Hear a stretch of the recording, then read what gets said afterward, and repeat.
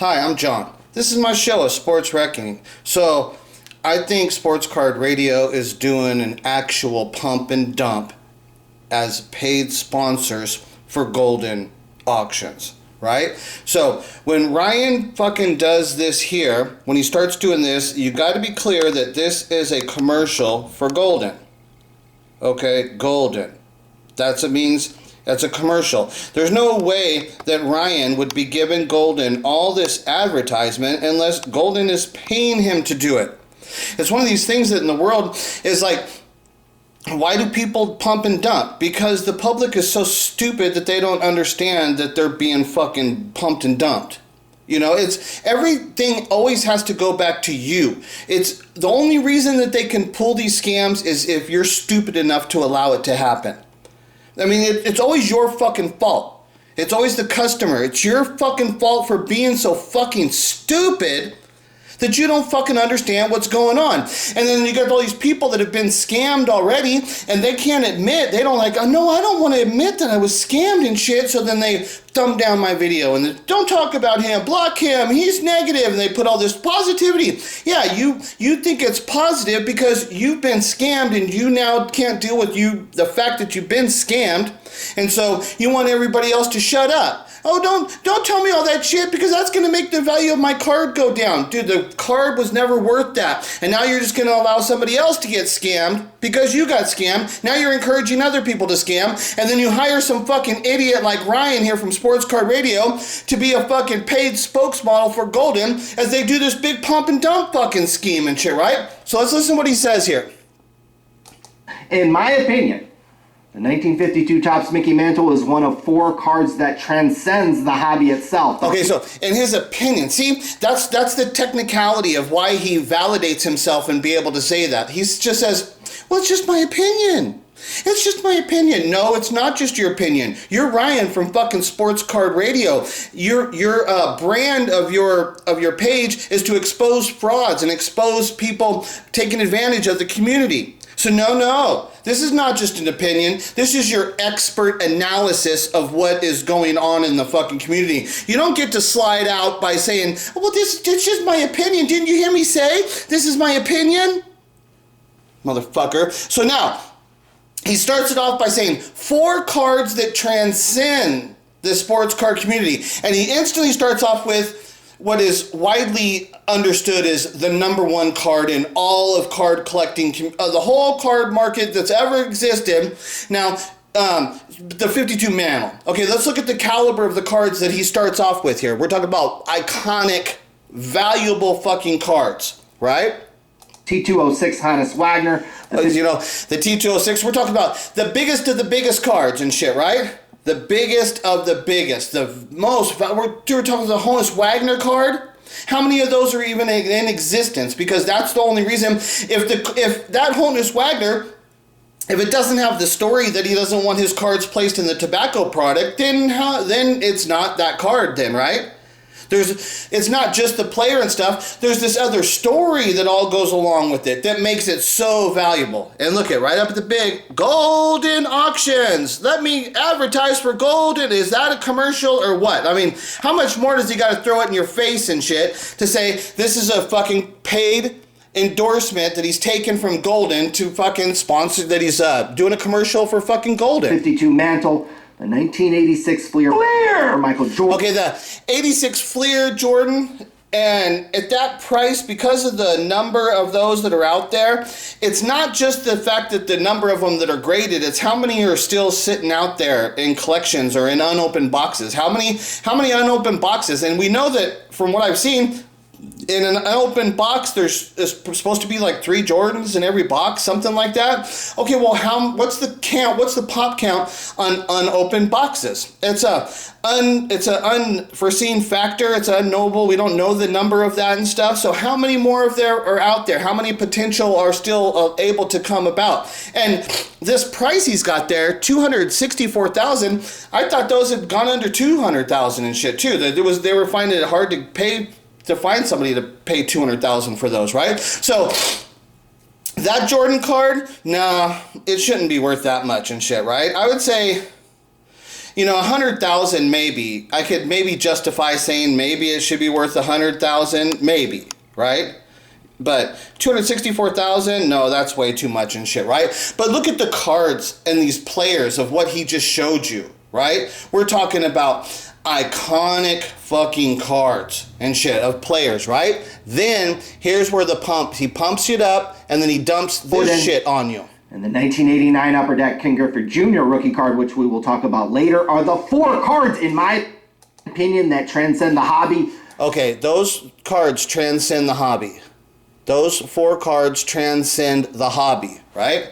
So now, we come over here, and they're saying that with the buyer's premium, and it's saying it's got 23 bids, so people are actually, it's being bid up. That's not even the final price on it and shit, right? So $1,700. But let's just say $1,700 if that's the price. Now, in my opinion, that card should be like $500. Even in a PSA 10. The PSA 10 should be like $500. Maybe at the tops on a 9. And actually, I would say the 9 should only be worth like $100 because when I'm going to show you the pop count, the 9 has a massive pop count on it and shit, right? So really, the 9 should be worth like $100. The 10 should be worth like $500. And then like the 8, maybe we get $50 for the 8. And then underneath that, it's basically worthless slabs. You're just paying like the price of the slab and shit, right? $20 would be too much for anything else above that and shit, right? Because the card is way too common and shit. It's not a valuable card. It's not an investment. That's not an investment. No way. Anybody that thinks that card at that price is an actual investment, you got pumped and dumped. You're stupid as fuck. You don't understand what cards are. Dude, Griffey is not going to be spoken about in the future. They're not going to talk about him like one of the greatest players. He was Ken Griffey Jr. and shit, right?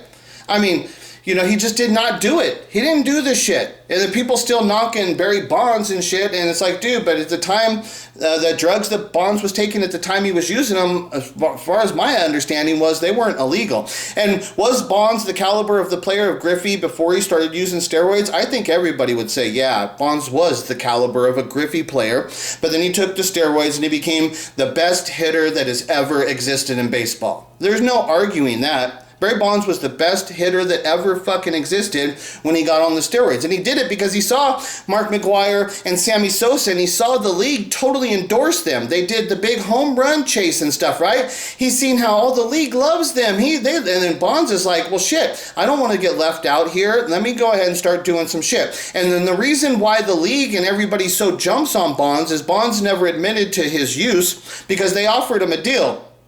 They said, admit to your guilt and we won't punish you and shit, right?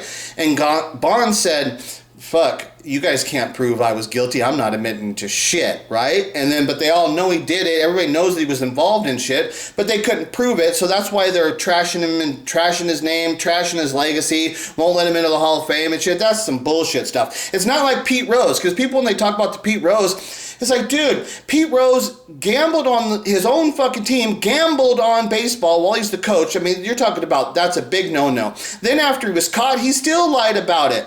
And he was caught with real evidence and shit, and he still fucking lied about it. So, fuck Pete Rose. No, he ruined his legacy of baseball and shit by what he did, completely ruined it. But Bonds, at the time Bonds was using the steroids, it was not illegal. He was not using an illegal substance. So, dude, anybody out there that's like, dude, there's people that actually use illegal substances, do illegal things. How many people were using like methamphetamine, like Pete Rose? Do you not think, they call him Charlie Hustle, I would think that he was probably using fucking methamphetamine and shit, right? That's probably what it was, but nobody even talks about that. You want to say, oh, he did all this? Yeah, because the fucker is a drug addict using meth. He's a tweaked out loser. That's why he thinks that he can gamble on the games. That's the kind of tweaker. When you're spun, they call it spun. Your mind is spun. You're spun out when you're on meth and shit, right? So, now let me just show you real quick the pop count.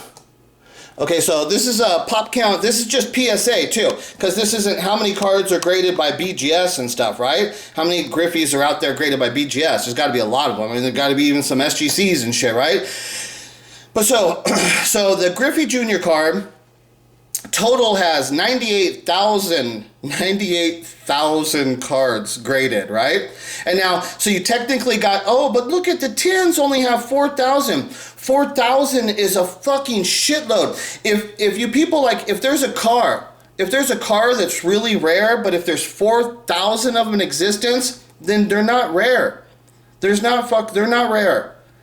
And that would be like where there would only be 4,000 of them in existence. It's not like this where there's 98,000 graded total and shit, right? 4,000 is not rare. It's not a rare item. 4,000 is a fucking shitload. When you want to talk about scarce commodities, 4,000 is not, but under any circumstance, is it rare. So you can't place a value upon that card because you're saying it has any form of rarity or scarcity to it. And now if you're saying desirability, but this is what I'm saying.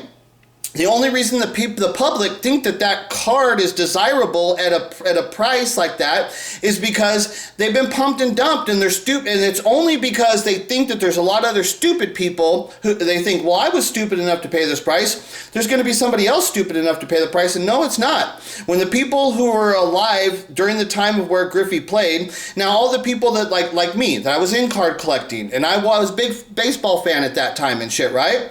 But dude, I would not pay fucking $1,700 for a Griffey 10. I don't care if I was a millionaire, fucking super rich.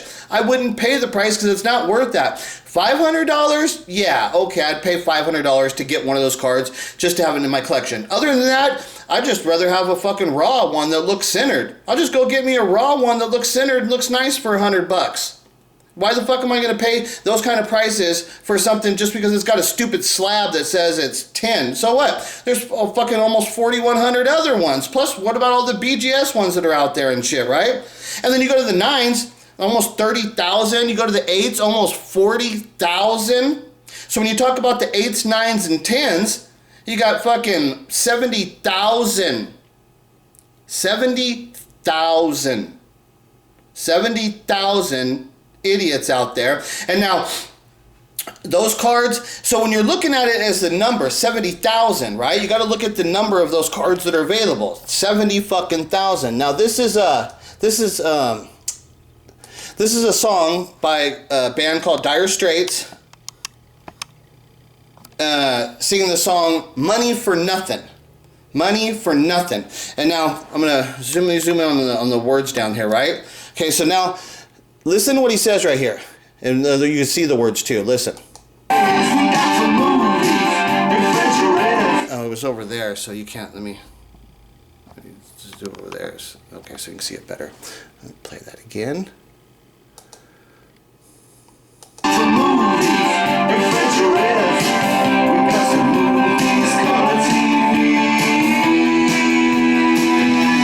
You get your money for nothing. We got to move these refrigerators. We got to move these color TVs. We got to move these King Griffey Juniors. We got to move these fucking John Morant.